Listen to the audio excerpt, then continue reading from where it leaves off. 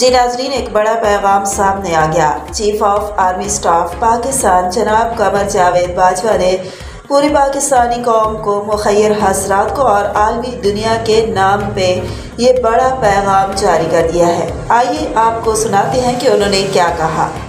میں یہ چند دن سے سیلاب افیکٹڈ ایریا کا دورہ کر رہا ہوں۔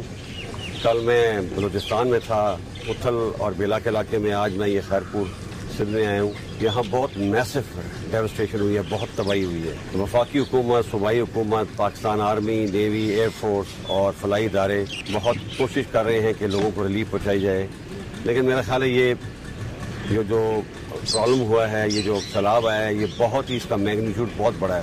اس کو ٹھیک ہونے میں، لوگوں کو ریلیف دینے میں، لوگوں کو ریہیبلیٹیٹ کرنے میں بہت سال لگ جائیں گے۔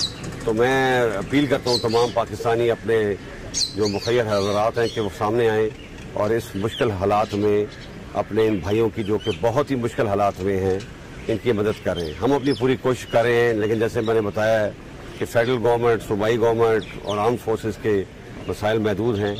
آپ لوگ سامنے آئیں، جس طریقے سے بھی آپ مدد کرنا چاہتے ہیں، فائنینشیل کرنا چاہتے ہیں یا تھرو مٹیریل کرنا چاہتے ہیں، آپ آئیں اور ان لوگوں کی مدد کریں تاکہ ان لوگوں کو ہم ریہیبلیٹیٹ کر سکیں۔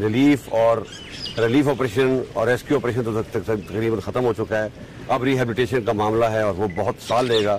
اس کے لیے ہمیں پوری قوم کی مدد چاہیے۔ دوست ممالک ہیں، ان سے بھی ہماری حکومت درخواست کی ہے اور مجھے بڑی امید ہے friendly countries will also come forward to help Pakistan in this hour of need.